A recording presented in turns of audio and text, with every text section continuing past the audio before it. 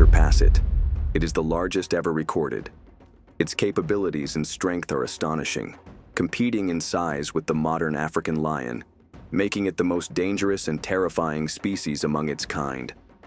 In a world full of large and small dogs of all kinds, seeing a German Shepherd gives an impression of grandeur to most observers. But now imagine facing a much larger dog, a wild predator ready to attack anything that threatens it. Prepare to take a journey through time, to explore the depths of prehistoric ages and discover the largest dog that ever walked the earth. Today, we tell the amazing story of the true giant among dogs, known as Epicyon haydeni. Over time, dogs have been companions to humans, evolving from wild wolves to the diverse breeds we know today. In all their shapes and sizes, whether large or small, weak or strong, they hold a special place in our lives. Breeds like the Great Dane and English Mastiffs impress with their size and strength, but despite their grandeur, they do not come close to the giant canines that inhabited our planet millions of years ago. To understand this, we need to understand their evolution before delving into the past. To appreciate the magnificence and strength of the ancient canines, we first need to place them in the context of the dogs we know today. Imagine walking alongside a Great Dane, one of the largest domestic dog breeds ever. These dogs can reach heights of 76 to 86 centimeters at the shoulders and weigh between 54 and 90 kilograms.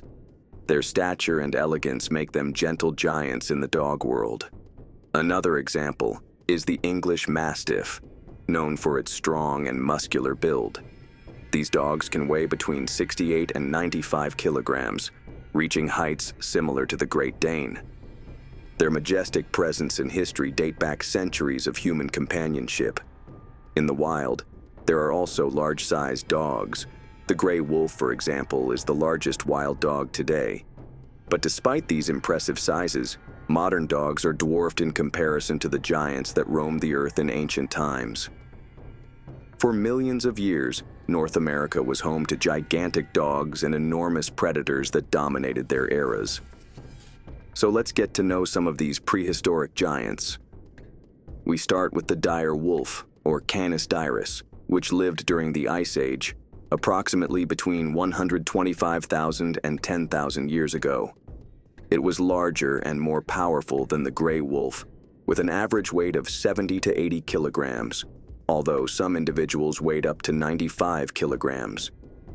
It was known for its powerful jaws capable of crushing bones, allowing it to make the most of the prey it hunted. This predator roamed the forests of North and South America, coexisting with other giants like mammoths and saber-toothed cats. Before the dire wolf appeared, there was Armbruster's wolf, or Canis armbrusteri, which lived between 1.8 million and 300,000 years ago. As one of the dire wolf's ancestors, Armbruster's wolf was larger, with some individuals weighing around 100 kilograms on average and surpassing that at its peak. Unlike modern wolves, this wolf is believed to have been a solitary hunter, perhaps due to its exceptional size and strength. But all this seems small compared to the true giant that walked the earth during the Miocene epoch, which is Epicyon haydeni, the largest of the dogs. Epicyon haydeni lived between 16 and 5 million years ago, during the Middle and Late Miocene. Imagine an animal that could rival the modern lion in size. Its total length, including the tail, was about 2.4 meters, with a shoulder height between 90 centimeters and 1 meter, dominating vast areas of North America. Its weight averaged 136 kilograms, but estimates suggest that some individuals reached 170 kilograms at their peak. Its jaws were extremely powerful, capable of generating a bite force close to that of the modern jaguar. Its teeth were specialized for cutting meat and crushing bones, indicating a highly aggressive diet. This allowed it not only to hunt large prey, but also to consume parts that other predators could not benefit from. Epicyon haydeni was not only large, it was also a highly efficient predator. It is believed to have been an ambush hunter, combining brute strength and speed to take down large herbivores.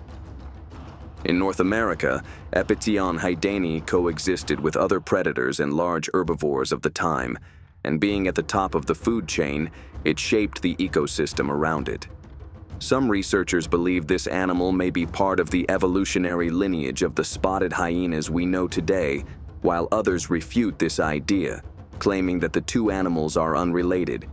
To understand the size of Epicyon haidani, we can compare it to other large predators. The African lion, for example, reaches a length of 2.5 meters and weighs between 150 and 250 kilograms. Although Epicyon haidani did not reach the weight of the largest cats, its size and weight made it close to the weight of the modern lion.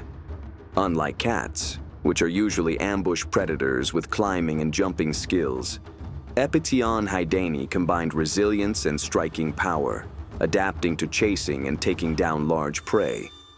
Bite force is a crucial indicator of a predator's strength. Spotted hyenas today are known for their strong jaws, with a bite force of about 1,100 pounds per square inch. This is the pressure exerted when the mouth is closed. The jaguar has the highest bite force among cats, ranging between 1,350 and 2,000 pounds per square inch. Considering that the jaguar is much larger than the spotted hyena or Epicyon haidani, which had a bite force ranging between 1,500 and 1,800 pounds per square inch, surpassing some tigers and certainly all hyenas. These animals had the ability to reach the bone marrow of their prey, rich in fats and essential nutrients found at the heart of the bone. This was a valuable food source during times of scarcity and enabled them to defend significantly in confrontations with other predators. During the Miocene epoch, North America was a diverse and dynamic ecosystem inhabited by various large animals. Large herbivores like primitive horses, giant deer, hornless rhinoceros, and mastodons roamed the plains and forests. This abundance of prey provided an ideal environment for large predators like Epicyon haidani. However, it was not alone at the top of the food chain. It competed with saber-toothed cats, primitive bears, and other carnivores for the same resources. This intense competition may have driven the development of unique traits in Epicyon haidani, such as stronger jaws and larger body size, to outcompete its rivals and ensure its survival. Despite its success as a predator, Epicyon haidani eventually disappeared. The reasons for its extinction are still under study, but several theories have been proposed. One possibility is that climate change during the late Miocene altered habitats and prey availability. As the global climate became drier and cooler, forests retreated and grasslands expanded, changing the ecosystems to which Epicyon haidani had adapted. Prey began to dwindle, and predators succumbed to hunger and scarcity of prey. This paved the way for more specialized and adaptable predators, possibly smaller and more flexible, like the gray wolves. Additionally, the evolution of herbivores played a critical role in predator history. Herbivores may have developed better defenses, such as greater speed or herd behavior, making hunting more challenging for these large animals. The existence of a large dog like Epicyon haidani challenges our perceptions of evolutionary boundaries and potential adaptations within the Canidae family. It shows us that nature can produce remarkable creatures and that evolution often follows unexpected paths. The journey to uncover more details about the largest dog that walked the earth is still long, and science has much more to uncover. Studies are not yet complete, and many questions require answers. Digital reconstructions attempt to depict what Epicyon haidani looked like in its physical form millions of years ago. However, these attempts remain not entirely accurate, but give us a glimpse of this ancient giant. In the wild world, where strength and cunning rule, a name echoed like a legend among the predators. It was Sultan, the lion no enemy dared to challenge. An absolute king who ruled with an iron fist, surrounded by a group of lionesses ready to serve him at every moment. But in a world where thrones are won through blood and fierce battles, could the tides shift into a nightmare that topples even the strongest kings from their mighty thrones? So let us delve today into the story of a living legend, the story of Sultan the Lion, who alone led 16 lionesses and crushed enemies with his might and ferocity. Get ready, because this story will take you on a journey full of surprises and excitement. In the depths of northwestern Ethiopia, where secrets lie nestled within untouched nature, stands Alatash National Park, one of the most remote and mysterious areas on Earth. For many years, this region remained an unsolved enigma, hiding within its vast landscapes secrets untouched by human hands. In 2016, the unexpected happened. Led by scientist Hans Bauer from the Born Free Foundation, researchers confirmed the astonishing discovery of a previously unknown group of lions living in this isolated land, estimated to number between 100 and 200 lions. These majestic predators roam the Alatash area and the nearby Dinder National Park in Sudan. Despite confirming their presence, observing these lions remains a major challenge to this day, especially due to limited funding, the vast size of the area, and the small number of rangers who often lack the necessary equipment. In addition, the park's geographical isolation makes continuous monitoring nearly impossible, leaving many mysterious events unfolding there. But in 2018, an unexpected report revealed something extraordinary. On a quiet morning, during a routine patrol, a local ranger noticed something unusual at a short distance: a majestic male lion, notable not only for his powerful presence, but also for the 16 impressive females following him with unwavering loyalty. Lions are rare in this area, so how could one male control such a large number of females? The scene was unusual by every standard. Fascinated by this rare pride, the ranger decided to investigate further. He noticed the lionesses were highly organized, moving in harmony and showing complete loyalty to their male leader. This unique behavior impressed the rangers, who gave the lion the name Sultan. But the bigger question remained: how did Sultan manage to gather such a large number of lionesses in an area where lions are few? The mystery began to unfold when a pair of strong young lions appeared in Sultan's territory. These were nomadic lions searching for an opportunity to seize a pride of their own. And Sultan's lionesses were a highly tempting prize, but Sultan was always one step ahead. From his hiding place among the acacia trees, he observed the invaders' movements carefully. Unlike most lions who roar to intimidate rivals, Sultan was patient. He didn't attack out of rage. He planned with great wisdom and clear cunning. The lionesses, for their part, showed no panic. They moved naturally, as if unaware of the danger, but this was all part of the strategy. So when the two nomadic lions separated, Sultan seized the opportunity. He moved like a silent shadow and charged at the first lion with lightning speed. The strike was powerful and decisive. He brought the intruder to the ground in moments. The strength Sultan displayed was astounding, making it impossible for his opponent to withstand. When the second lion heard the roar of battle, he rushed to help his companion.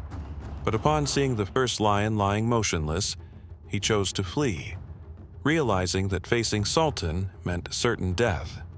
In this way, Sultan once again proved he was an unbeatable king, and even after reinforcing his dominance, he refused to rest. In the wild, where strength is the law, there is no place for the weak. This lion was a living legend. Each day, his majestic presence could be seen confidently walking the borders of his territory, watching every inch of the land under his control. His vigilant eyes scanned the horizon, and any suspicious movement was enough to put him on high alert. As the months passed, Sultan continued to prove why he was a feared leader. Time and time again, he stopped nomadic lions from trespassing into his domain and drove them away, demonstrating his unmatched power and undisputed rule. But something began to draw the attention of the rangers observing the pride from afar. As the cubs grew, they noticed a strange pattern. All the cubs were female. Not a single male cub was born into Sultan's coalition. This discovery intrigued researchers because it diverged from the natural pattern. Statistically, the ratio of male to female lion cubs is about 30% males to 70% females. But here, the situation was entirely different. A new theory began to emerge. What if Sultan hadn't gathered all those lionesses over time? What if the females were actually the same ones from the original pride he had conquered? In large prides, it's expected that at least one male would appear in every litter. But in Sultan's case, that never happened, and it couldn't simply be a coincidence. Over time, the pride grew to 22 lionesses, 16 adults and 6 cubs, with signs of maturity starting to appear. Some lionesses were pregnant again, and the next few months would be crucial to understanding whether this pattern would continue. But fate had another surprise in store. This time, the danger didn't come in the form of a rival lion, but as hyenas. During a night patrol, Sultan found himself surrounded by a large pack of ravenous, furious hyenas. He was alone, yet he fought fiercely for his life. He managed to bring down several hyenas, but the wounds he sustained were severe, most of them fatal. As days passed, his wounds became infected, and fever consumed his body. He could no longer move as he once did. The lion, who once walked proudly, had become limping, dragging his legs painfully across the dry land. The lionesses tried to approach him, but the presence of a weak leader no longer comforted them. Sultan, the lion who was once a symbol of power, had become a shadow of what he used to be, a timeless tale etched into the landscape. Eventually, Sultan died, and with his departure, the lionesses remained together for a while, awaiting the arrival of a new male to take his place. But no lion came. The region was not crowded with nomadic males, and without a new leader, the pride's separation was inevitable. When the new cubs were born, only 3 survived, and the surprise? All of them were female again. The theory was confirmed. Perhaps Sultan was a majestic lion, a strategist, and an unbeatable warrior. But his lineage was unusual. He left behind no male heirs to carry on his legacy. Though this theory continues to fascinate researchers, it has not yet been fully confirmed. Scientists are still studying the phenomenon, trying to determine whether this pattern is repeating in other lion populations. Sultan's story does not end with his death. It is a story of unanswered questions, where mystery cloaks his legacy. He was one of the most exceptional lions in that region, leaving behind an army of females who later spread across the savannah in search of new kings. He was called the Gray-Eyed, the terrifying lion whose deadly gaze takes your breath away. He became famous in Kruger National Park as the most skilled lion in hunting, expansion, and land acquisition. He is Maposa, the lion with an eye colored gray, close to blue, which stirred much speculation. Most agreed it was a congenital defect called glaucoma that affected this powerful lion and gave him his distinctive appearance. Nonetheless, his condition did not prevent him from venturing out, challenging other strong rival lions, setting off to claim territories without fear, raiding herds, or being an extremely skilled hunter. Let us go back in time to around the year 2016, when the first real recorded sighting of Maposa occurred. He had formed an alliance with another lion, and they roamed the Claserie Nature Reserve. Their sighting was documented for the first time then, and it is believed they were about 4 or 5 years old at that time. Despite being merely fierce young cubs, they managed to take over the area and expel 3 older and more experienced lions, known as the Trilogy Coalition. After being forced out of their usual territory, 2 members of the coalition continued to appear regularly in the northern part of the Thorny Bush Nature Reserve. Maposa and his companion later took over the Monwana Pride. Shortly after, a deadly encounter with a massive and aggressive buffalo led to the death of one of the Trilogy males, who had wandered far from his previous territory. After eliminating the Trilogy male, the 2 Maposa lions asserted their dominance over the former coalition's territory by mating with the pride females who had remained. This period was ideal for the 2 lions to gain experience and strengthen their tactics in attack and hunting, as they settled happily and quietly in the eastern part of Klaserie for the following 2 years. In 2018, the Ross males infiltrated the reserve and took over the area controlled by the Maposa Coalition. At the same time, Maposa and his companion had disappeared, and rumors circulated that Maposa had tried to flee and survive alone after being injured while trying to hunt a violent, massive buffalo. Shortly after, tour guides in the Thorny Bush Reserve began regularly spotting Maposa again. As usual, he was seen patrolling the central and eastern parts of the reserve, marking his territory and reaffirming his dominance over the new area. By the end of 2018, Maposa had succeeded in taking over the Avoca Pride, which usually resides on the eastern border between Thorny Bush and Timbavati. Shortly after, this powerful lion managed to father 6 new cubs within that pride. At this point, one of the Trilogy males was seen, old and weak, still roaming the northern part of Thorny Bush. Although he seemed dominant in that northern area, he was later spotted wandering beyond his territory. It is believed that during one of these exploratory trips, he encountered Maposa, and it is assumed that they fought an extremely aggressive battle for dominance and to assert presence. The Trilogy male was severely injured and eventually died due to complications and pain from those wounds. In late 2019, 2 new young male lions appeared in Thorny Bush, known as the Shikukutsu males. Strangely, after monitoring, they were seen with Maposa without any conflict among them. On the contrary, the 3 males formed a new coalition, bolder, more violent, and eager to expand, launching raids deep into the northern parts of the reserve. The young Shikukutsu males were considered extremely strong and impressively skilled hunters.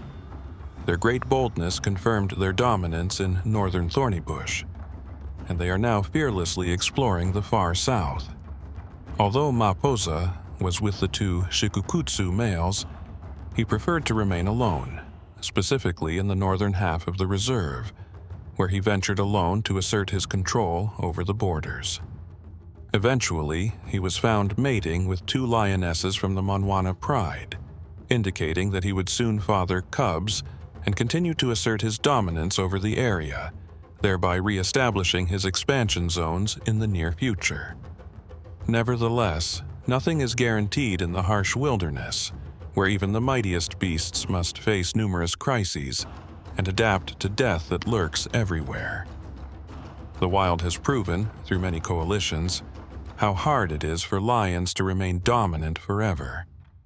They must accept the reality of weakness, aging, or the risk of injuries and diseases that often claim the lives of even the most resilient lions in the vast, dangerous, trap-laden lands of Africa. Across the vast forests and savannas, in the rich lands of Africa, 2 African tribes competed for one of the most beautiful and fertile areas on Earth, the Ngorongoro Crater, known for its habitats, green lands, and abundant water. Battles occurred in various ways, and nature was used as a weapon in the fight, as the power of nature could be a strong and furious ally. Only the sound of wind and the rustling of leaves witnessed the calm moments that preceded the chaos. At a time when technology did not exist, natural resources were worth fighting for, and to control them, only one tribe could remain. At that time, the Datogos tribe, in their quest to dominate the Maasai, resorted to a war tactic that would remain in memory for generations, where wild predatory animals were used as weapons of destruction. Lions and leopards, those majestic creatures that ruled the savannah, were turned into tools of mass destruction. They were captured, starved, and enraged, then released near enemy villages to devour anyone who crossed their path. Nevertheless, the Maasai, the most famous tribe in Africa, continued to grow and flourish. Today, environmental reserves and non-governmental organizations near Ngorongoro preserve not only the local wildlife, but also the stories that made this land culturally rich thanks to the remnants of its deadly past. Returning to the thrilling events of that epic battle, the Ngorongoro crater, with its towering edges and deep valleys, is one of Africa's greatest natural wonders. This volcanic caldera lies in northern Tanzania, not far from the Kenyan border, and is connected to the famous Serengeti region. It is a miniature model of wildlife and an ecosystem almost untouched by human hands. To understand the scale of the conflict that arose in this land during the 19th century, one must appreciate the geography of Ngorongoro, for it was ultimately what was being fought over. Formed around 2.5 million years ago due to a catastrophic event that forever shaped the region's landscape, the cone of a massive volcano collapsed after erupting. Thousands of years later, this place transformed into a stunning environment that is home to incredibly powerful animals. Forests cover the edges of the crater, while its interior consists of a mosaic of habitats, including vast grasslands, swamps, and rivers. Today, safari lovers visit the place as an escape from Africa's usual landscapes. Among the tribes that made the Ngorongoro crater their home, two stood out due to their influence and power: the Maasai and the Datogos. The Maasai were known for their bravery and skills as cattle herders, as well as excellent warriors and trackers. They inhabited the rims and plains surrounding the crater. They lived in harmony with nature, revered cattle as a primary source of sustenance and a symbol of wealth, and their customs were deeply rooted in tradition, maintaining a symbiotic relationship with the land they inhabited. On the other hand, the Datogos had a culture of dominance. They were known for subjugating smaller tribes and merging their lands and resources. Their society was organized in a strict, quasi-military manner with a class system defining every individual's role, and harsh punishments for those who broke the rules. It is said that the Datogos were ruthless, and that some of them practiced cannibalism, a habit that terrified their neighbors and contributed to their fearsome reputation. This battle and historical event dates back to the early 19th century, between around 1801 and 1810, when the need for more natural resources and the search for fertile lands intensified intertribal conflicts. For many years prior, the Maasai and Datogos lived in relative peace, separated by the vastness of the crater and its natural boundaries. But fate changed when a series of severe droughts forced both tribes to expand their territories in search of water and pasture. The first clash between the Maasai and Datogos occurred during a time of extreme scarcity. The Maasai, led by their chief, advanced toward the central regions of the crater, where the Datogos, under the command of a leader more like a general, had already established a presence and had no intention of sharing the space. Initially, the encounter between the two tribes was an attempt to negotiate. The Maasai chief acknowledged the strength and fierceness of the Datogos and proposed a peace agreement to share the resources. However, the Datogos leader, confident in the superiority of his warriors, rejected the proposal, seeing the Maasai's approach as an opportunity to expand his reach and strengthen his hold over the crater. Datogos warriors launched swift and brutal attacks on Maasai villages, using guerrilla tactics to destabilize and weaken them. In response, the Maasai, renowned for their combat prowess and unshakable courage, organized a series of defenses and counterattacks. But the situation quickly escalated and reached its peak in a direct confrontation between the two leaders. After failed negotiations, things spiraled out of control and culminated in a decisive battle on the banks of the contested river. Despite their bravery, the sheer force and numbers of the Datogos overwhelmed the Maasai. Their chief was seriously injured, and the Maasai were forced to retreat. However, the Datogos had no intention of returning to their territory. They pursued the fleeing population and then resorted to using the most terrifying predators in the savanna as weapons of death. Capturing and handling lions and leopards requires a mixture of courage, skill, and cruelty. The animals were taken to makeshift enclosures, closed huts located far from the tribe, isolated and hidden from Maasai patrols. These enclosures were dark and cramped, built to restrict the animals' movements. Most were leopards, as confronting a pride of lions would have been madness. However, some young lions, recently separated from their prides and still honing their skills, were also included. The Datogos kept the predators captive for several days without food. The hunger growls echoed through the night, increasing the psychological terror among the native population, who were aware that these beasts were nearby. What made these predators even more vicious was a horrific tactic the Datogos used, feeding them small amounts of human flesh from victims in neighboring oppressed villages. This cruel method had a clear goal: to make the predators develop a taste for human meat. These animals had now become more savage than ever, ready to be wielded as weapons of terror the Datogos had planned to unleash on the Maasai. At dawn, once the big cats were somewhat calmed, Datogos warriors led the blindfolded leopards to the outskirts of the Maasai villages, tying trails of meat toward the villages focused on their daily routines. The horror that followed was inevitable. The first signs of the attack were the screams of the victims, mostly children enjoying their free time while adults worked in the fields. Even the elders were attacked. The Maasai were caught off guard.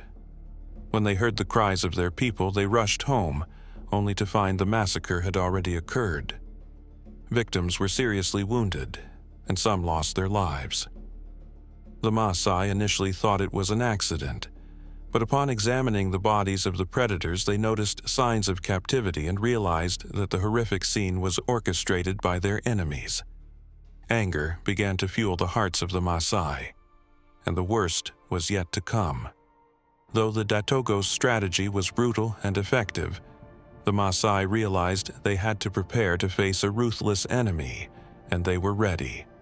Their resilience could not be underestimated. So they began to devise a response to this unusual threat, fully aware of the need for effective defenses against lion and leopard attacks. The Maasai developed a strategy that used nature itself for protection, inspired by the idea of using animals to divert the predator's attention. They began capturing herbivores like zebras and antelopes that were abundant in the region.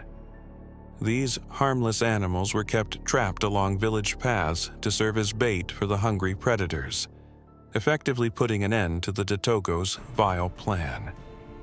After being used as weapons, the starving predators continued participating in the intertribal conflict, attacking both the Maasai and the Datogos. Despite their fear, the Datogos started to realize that their victory wouldn't come as easily as they had imagined. The battle for the Ngorongoro crater intensified, and the fate of both tribes hung in a fierce struggle that defied the laws of nature. The Maasai realized that to win, they could not rely solely on defense. They needed to take the fight into enemy territory and dismantle the Datogos base.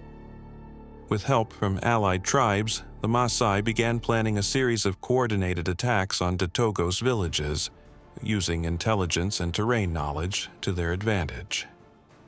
Thanks to their natural ability to move quickly across rugged lands, the Maasai launched surprise midnight attacks on Datogos positions. Fleeing into the savanna was extremely dangerous. especially since lions were most active at night. Any unplanned escape could mean death at the paws of the king of the jungle. The Datagos village, once thought to be safe, was caught off guard. The Maasai and their allied tribes proved ruthless in their pursuit of victory. The war reached its climax when the Maasai managed to capture the Datagos chief. Surrounded and threatened, he revealed his selfish nature and ordered his warriors to surrender. The Maasai ended their enemy's legacy, including their leader. As for the warriors who pledged to repent, they were given two choices: leave the Ngorongoro crater or completely abandon their Togolese customs and either build a new culture or ally with a smaller tribe.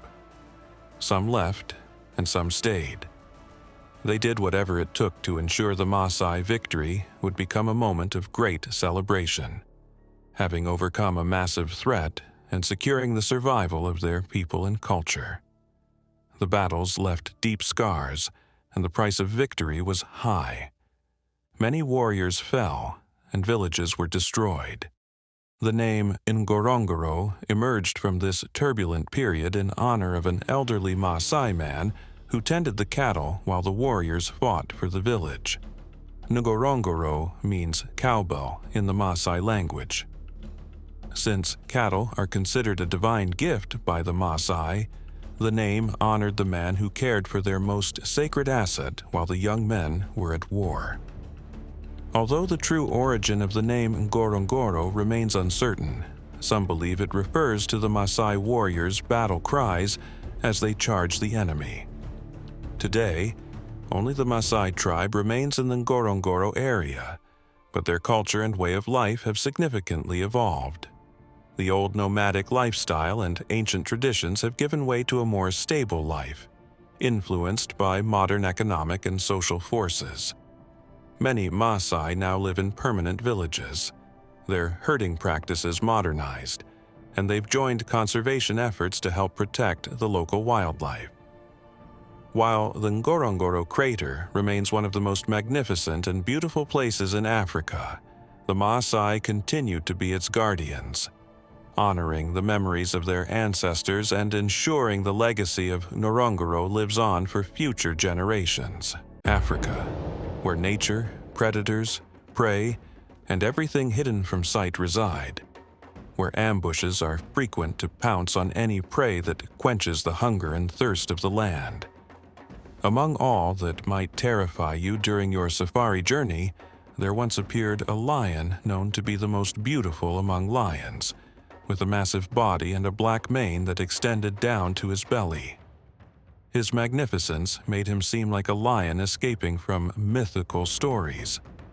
He is Calamus, the wandering lion, beloved by lionesses and the Don Juan of Tanzania's vast wilderness.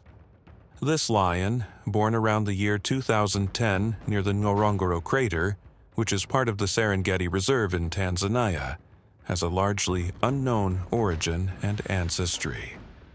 Interestingly, he had a majestic personality that embodied the strength of the animal kingdom. He was granted an unmatched massive body with an impressive mane that gave him an extraordinarily beautiful presence.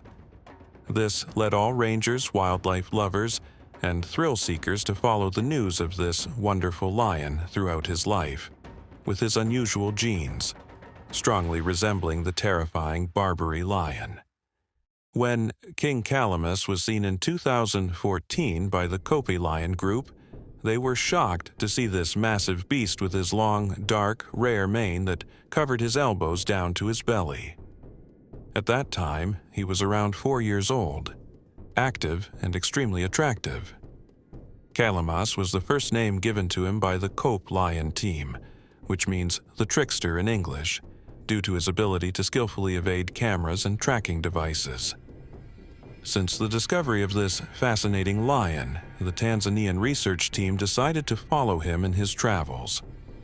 Calamus spent 2014 as a solitary nomadic lion wandering across the vast reserve areas, remaining cautious to avoid attacks from male coalitions ruling nearby territories, while attempting to join female prides spread across the reserve.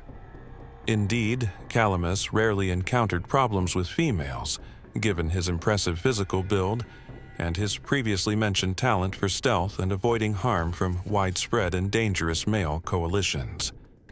His strong body and vitality also aided him in hunting, as it wasn't difficult for him to take down large prey.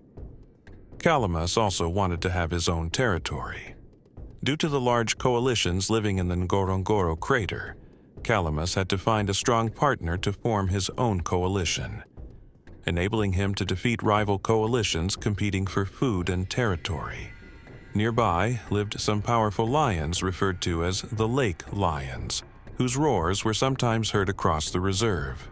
However, Calamus, clever and tricky, ignored them. Once, he even had the audacity to stay in the crater with one female for 3 days before walking back up the steep crater slope and out to the open plains of the Ngorongoro Reserve. He managed to stay safe and away from trouble, despite being surrounded by Maasai Mara herders who used to kill lions that approached their livestock. Later, Calamus managed to form a coalition with another male known as Blaze. Some thought he was his brother due to their close resemblance in appearance and size, although Calamus was larger. The two roamed the crater and mated with females, especially those from the Nyumba and Dogo area. Calamus and Blaze were both powerful and remarkable examples, undoubtedly capable of fighting for land and pride. After a few months, they had an entire pride of females, but Calamus, being a habitual wanderer, wasn't content with one location for mating and spreading his genes.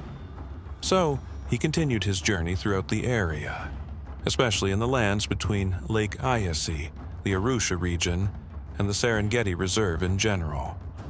Sadly, Blaze was later found dead and is believed to have been killed by herders or poachers in the area.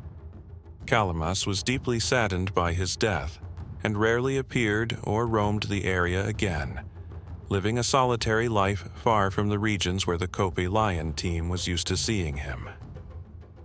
He was last seen in 2019, and everyone believes he passed away due to the many months without a sighting, especially since the guides knew how difficult it was to locate Calamus, who was always on the move. But years later, a strange and large lion was spotted, missing his mane.